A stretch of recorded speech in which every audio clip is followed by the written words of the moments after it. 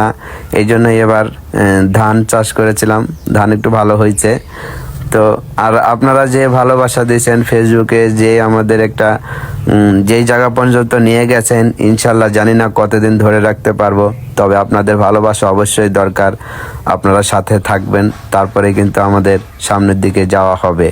অবশ্যই সাথে থাকবেন আর আমাদের ভিডিওগুলো একটু দেখবেন কেমন হলো। আমরা ঘরে বাড়িতে সংসারে কাজ করার ভিডিওগুলো দিয়ে থাকি বা যে কোনো ভিডিওগুলো দিয়ে থাকি, আপনারা অনেক লাইক কমেন্ট করেন, এতে কিন্তু আমরা অনেক খুশি হই যে আমাদের ভিডিও এত মানুষ দেখে আর এতটা সাপোর্ট করে আমাদের।